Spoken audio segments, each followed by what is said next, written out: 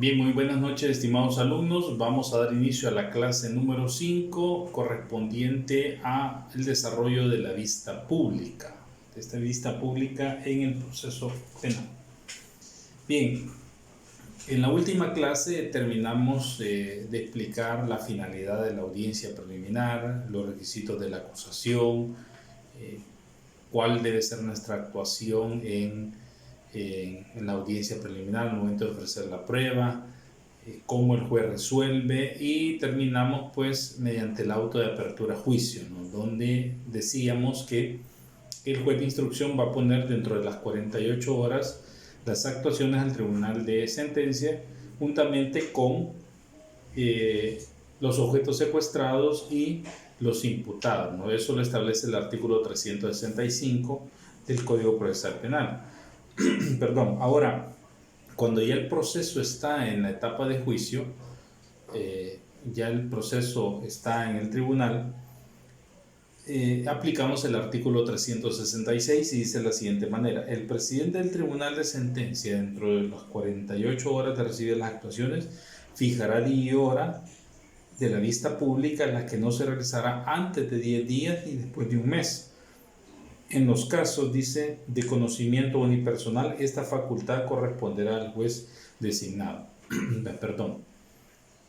Recordemos que aquí pueden haber varias situaciones, varios tipos de vistas públicas, aquellas que se realizan con tribunal colegiado y aquellas que se realizan con juez unipersonal.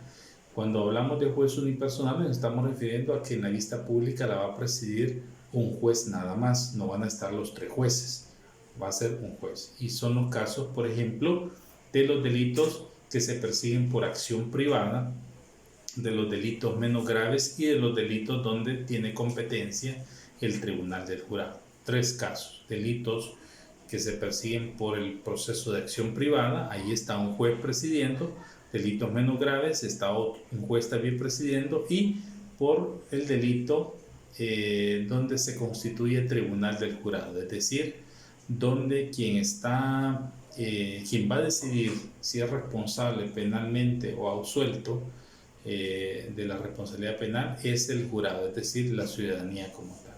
Por eso dice la ley acá que en los casos de conocimiento unipersonal, esta facultad, ¿cuál facultad? La facultad de el señalamiento de la vista pública. Esta facultad corresponderá al juez designado. Ahora, ¿por qué dice la ley recibir las actuaciones fijará el día y hora de la vista pública, en la que no se realizará antes de 10 días, dice, ni después de un mes? Es decir, da un plazo razonable para que pueda realizarse la vista pública. Esto es en atención al cumplimiento de aquel principio de pronta y cumplida justicia, ¿no? Y de acceso a la justicia también. El legislador fue sabio al establecer un plazo razonable para que pueda programarse el juicio como tal, ni en un tiempo menor a 10 días ni después de un mes. Y esto lo establece básicamente por el hecho de que podemos caer en un momento donde el proceso llega a la etapa de juicio y, de acuerdo al calendario, puedan iniciar un periodo vacacional, por ejemplo, fin de año, Semana Santa, fiestas patronales o agustinas, fiestas julias, lo que fuera. En ese sentido, pues para evitar que se vaya alargando el plazo y podamos caer también en una situación donde ya la persona se encuentre en una detención ilegal, es que el legislador ha considerado que no puede ser en un plazo menor a 10 días ni después de un mes. Entonces, esto básicamente pues lo que hace es llevar programadas las vistas públicas de una manera tal que no pueda existir o no se vaya a ir generando una mora procesal, que fue uno de los objetos o una de las razones por las cuales hace muchos años pues la Administración de Justicia Penal tenía serias deficiencias. Hay que tener en cuenta algo también cuando estamos frente a un proceso y hay personas detenidas.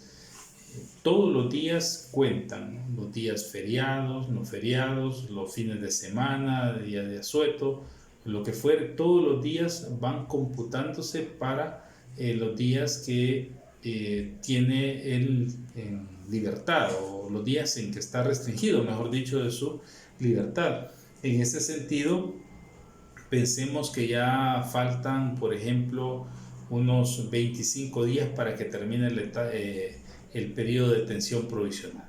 Si no tomáramos en cuenta esta regla y, por ejemplo, en el periodo de vacaciones de fin de año, pues, no se contara eso y luego hubiera espacio para señalarla hasta dentro de los 30 días, estaríamos hablando de que estaríamos casi en 40 días señalando una vista pública, lo cual puede incurrir en una detención ilegal como tal. Bien, dice el inciso segundo, las excepciones que se funden en hechos nuevos y las recusaciones podrán ser interpuestas dentro de los 5 días de notificada la convocatoria a la vista pública. No se podrá posponer la vista pública por el trámite de resolución de estos incidentes. Bien, lo que el legislador pretende acá es no dilatar aún más el desarrollo de la vista pública. Por eso ya pone un plazo que dentro de los 5 días de notificada las partes como tal. Por eso es importante cuando decía allá el artículo 365 que el secretario va a remitir dentro de las 48 horas las actuaciones al tribunal de sentencia con todo el expediente. Y precisamente ahí es donde van también los lugares que han sido ubicados o señalados por las partes para recibir notificación. Cuando el expediente llega al tribunal de sentencia, el secretario es el que organiza el trabajo, lo asigna a un colaborador jurídico y este tendrá en un primer momento que revisar todas las diligencias, revisar el auto de apertura a juicio, porque ahí van detallados, aparte de la prueba que el juez de instrucción admitió en la audiencia preliminar al fiscal, al defensor y al querellante si lo hubiere, también va detallado si hay objetos secuestrados, dónde está el imputado en reclusión y si hay alguna otra falta de documentación que las partes se comprometieron a presentar, etc. Entonces, toda esa organización la hace el secretario de actuaciones del tribunal de sentencia junto con el colaborador para empezar a girar las notificaciones respectivas, ¿no?, a las partes. En este periodo es donde es perfectamente válido de que alguna de ellas presente alguna, como dice la ley, alguna recusación o algún incidente que pueda plantearse. Lo mismo también puede en este periodo solicitar una audiencia especial, como ya lo habíamos explicado en la clase anterior, para que le realicen un nuevo examen a sus medios probatorios si es que el juez de instrucción no consideró que eran pertinentes, que eran útiles los medios probatorios ofertados y no se los admitió. Recordemos aquí el requisito que es haber interpuesto un recurso de revocatoria allá en el juzgado de instrucción para que pueda tener validez esta disposición. Bien, dice la ley en el inciso cuarto, se procederá en los mismos términos del inciso anterior cuando la prueba hubiera sido conocida con posterioridad a la realización de la audiencia preliminar.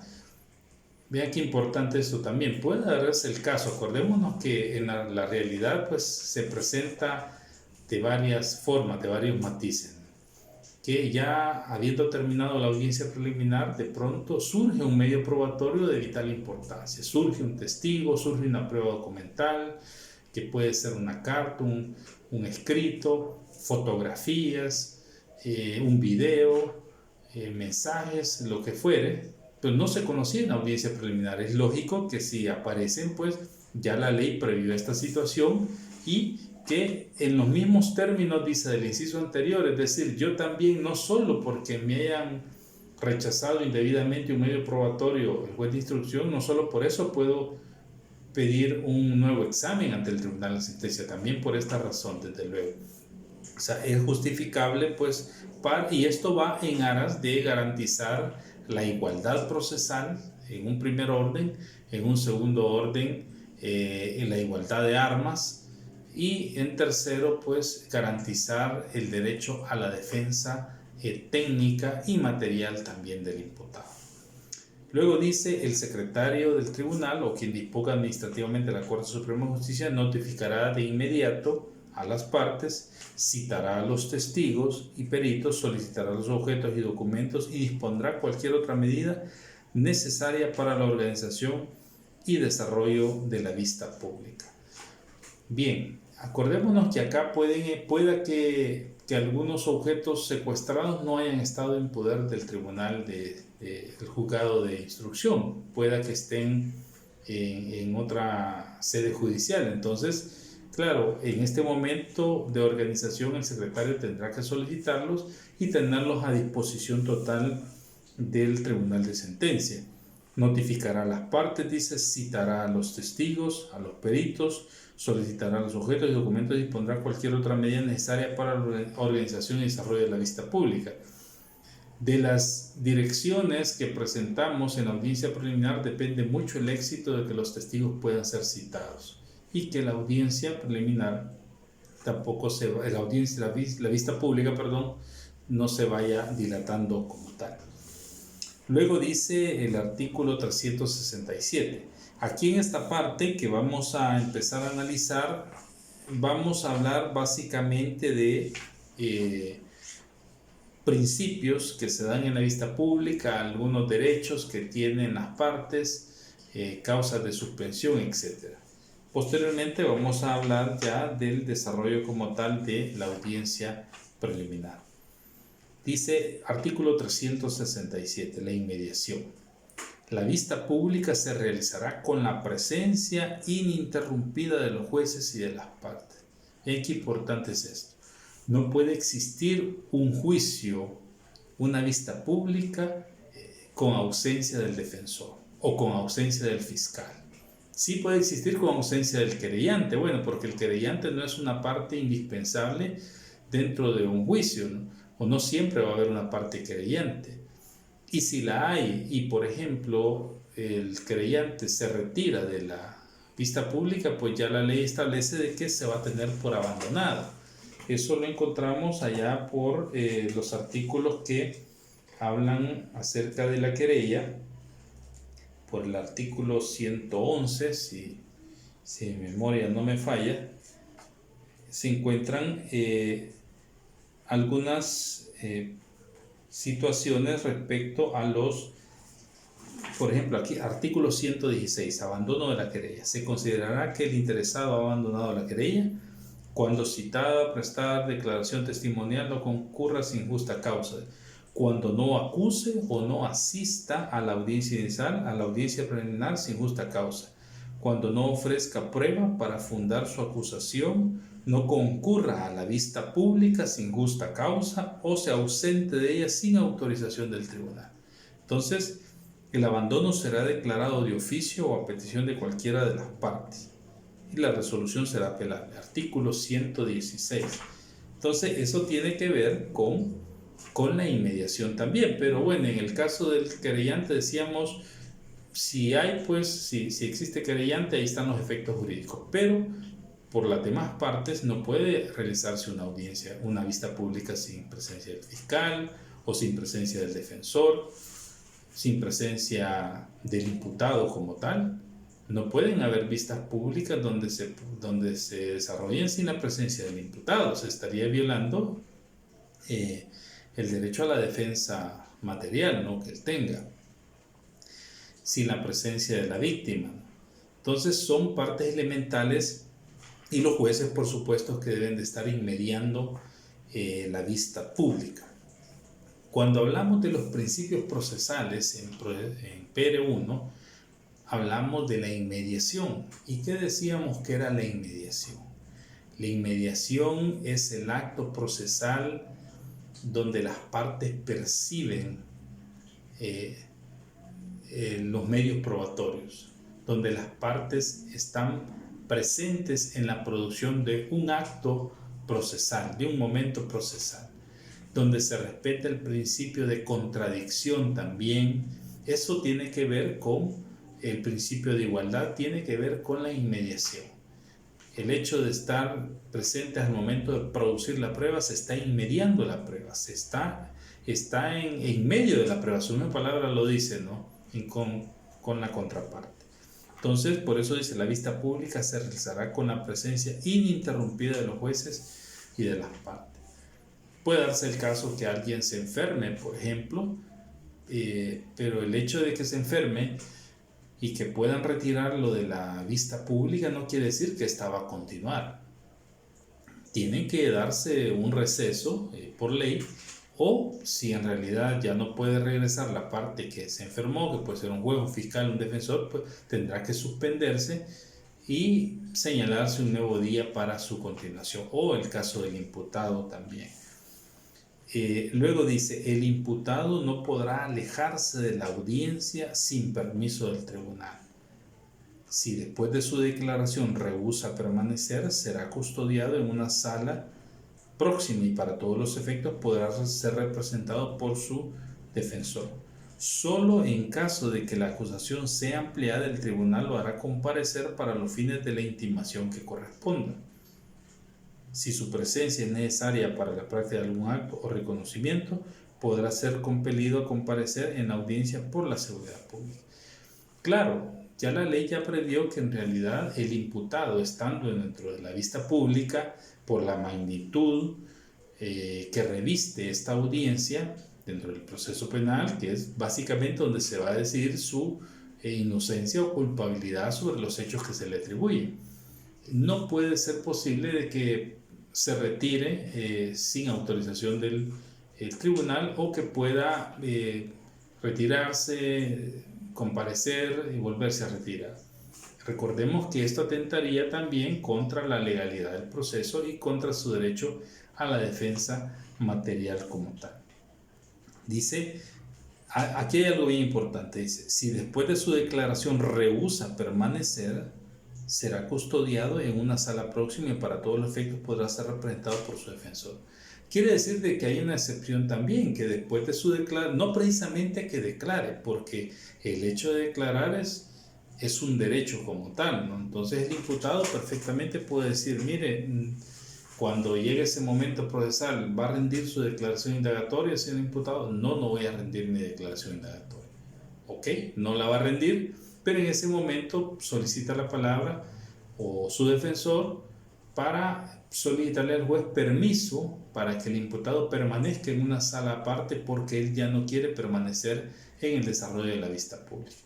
Ahora, esa es una circunstancia distinta y en ese caso no se estaría violentando el derecho a la defensa material, porque es una solicitud que hace el imputado, o sea, está consciente de esa solicitud, que al alejarse no va a estar lógicamente presente en la producción de la prueba, pero por ser voluntario no le afecta en su derecho a la defensa material. Y la autorización del tribunal, pues, que también es otro requisito que debe de establecerse. Algunos imputados toman esta decisión como una estrategia procesal, como una estrategia por el hecho, pues, de que los testigos no puedan reconocerlo o no tengan, digamos, esa facilidad de poder hablar sobre algunas características que poseen. Entonces, esto lo pueden tomar como una estrategia de defensa y es válido, se puede autorizar. Solo en el caso de que la acusación sea ampliada, el tribunal lo hará comparecer para los fines de intimación que corresponda. Claro, es lógico, porque si hay una ampliación de la acusación, se le está incrementando o se le está aumentando alguna circunstancia que no se había considerado, ¿no? Ahora, hay algo importante, que cuando hablamos en caso de que la acusación sea ampliada, ¿qué debe entenderse por una acusación ampliada? Una acusación ampliada. ¿Será que en ese preciso momento, si está siendo procesado por el delito de robo, se le pueda incorporar un delito de secuestro en ese mismo momento, y a su vez se le puede incorporar un delito de violación en ese momento? No se trata de eso. No se trata, porque si fuera de esa manera atentaría totalmente contra el derecho a la igualdad, el principio de igualdad procesal, el principio de aportar pruebas sobre esos hechos que se le están atribuyendo como nuevos. Total, si no se refiere pues a alguna circunstancia que puede extenderse dentro de la misma relación de los hechos, pero que no configure como tal, diríamos, el involucramiento o la asignación a otro delito que no se había mencionado anteriormente. Podría ser, por ejemplo, que dentro del hurto, por ejemplo, no solamente fueron X o Y cosas, sino que también hubo un tercer objeto pues que fue incorporado y que se tiene conocimiento de que también se hurtó dentro de la misma esfera de los hechos. Podría darse esa situación como tal. Desde luego pues que el defensor y el imputado van a tener derecho a expresarse sobre eso. No quiere decir que porque se amplíen esos términos ya es algo pues que el juez lo va a tomar por cierto, ¿no? Para eso pues tiene que demostrarlo también la representación fiscal como tal. Luego dice, si su presencia es necesaria para la práctica de algún acto o reconocimiento, podrá ser compelido a comparecer en la audiencia por la seguridad pública. Esto pues ya podría ser de otra manera cuando dice si su presencia es necesaria para la práctica de algún acto o reconocimiento, ¿no? Por ejemplo, que estén llamando al imputado pues para que esté presente en el reconocimiento de objetos secuestrados dentro de la escena del delito y el tribunal considera necesario que debe estar ahí para garantizar aún más el derecho a la defensa, pues se puede traer, ¿no? Ya se puede mandar a traer. Luego dice, si el defensor no comparece en la audiencia o se aleja de ella, se considerará abandonada la defensa y corresponderá su reemplazo. Si el querellante no concurre a la audiencia o se aleja de ella, se tendrá por abandonada su querella, sin perjuicio de que pueda ser obligado a comparecer como testigo. De tratarse del actor civil, se tendrá por desistida su pretensión. Claro, en los dos primeros casos del defensor, pues se puede sustituir perfectamente por un defensor público. En el caso del querellante se puede tener por abandonada y en el caso del actor civil, si no llega, pues la ley lo considera tenerla por desistida, pues porque está mostrando que no tiene ningún interés en que se le resarza civilmente el daño causado por el delito. El hecho de no presentarse es porque no hay ninguna motivación para ello. Movilidad del imputado durante la audiencia. 368. El juez que presida garantizará, dice, la libre movilidad del imputado durante la audiencia, pero deberá en su caso disponer las medidas necesarias para evitar la evasión o cualquier acto de violencia que pueda producirse.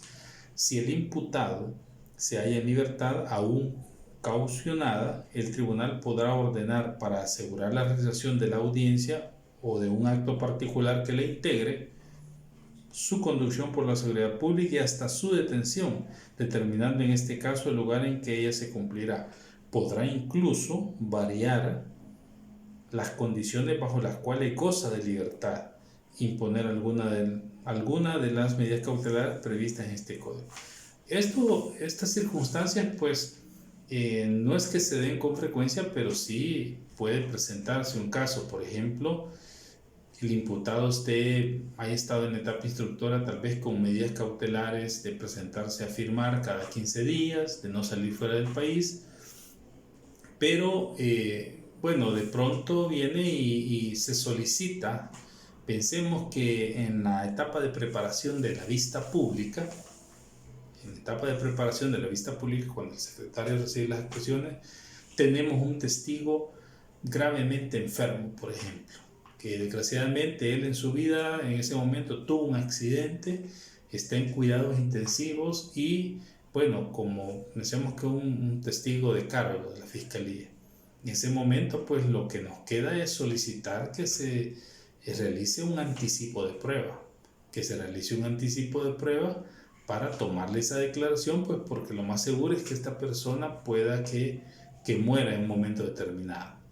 Entonces, en ese caso, si el imputado, no obstante, está en libertad, pero con medidas de presentarse a firmar, de no salir fuera del país, el juez considerando de que es una situación muy especial y donde incluso el imputado pudiera hasta tener alguna intención de poder romper con ese testigo, de poder ver cómo influye para que no declare a través de su familia o que haya otra circunstancia que pueda entorpecer el proceso, puede ordenar una detención. Es decir, la aplicación de la medida cautelar es válida en este momento por la urgencia que hay.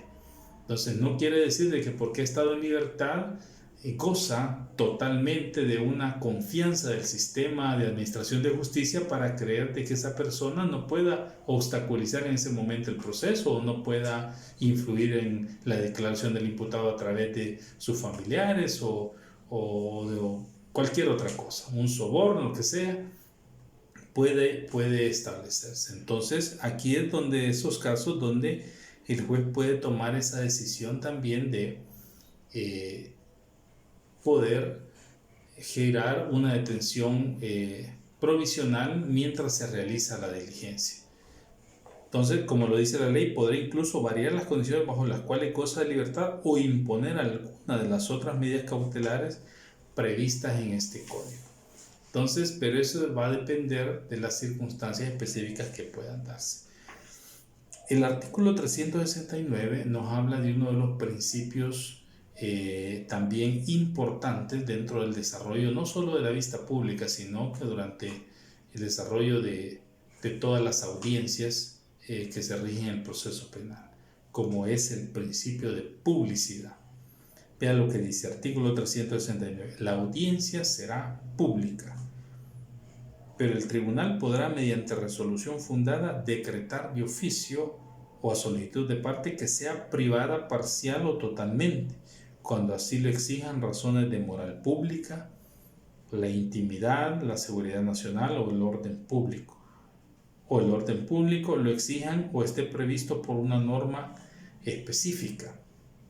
Bien, es importante mencionar esto porque cuando hablamos de lo público, estamos hablando de que el proceso penal tiene esa característica, que la sociedad como tal pueda ver qué tipo de administración de justicia está generando su país, su sistema, que pueda darse cuenta o que se ponga a la luz pública todas las ilegalidades o las fortalezas que pueda tener un sistema de administración pública penal. Un sistema de administración de justicia penal, perdón.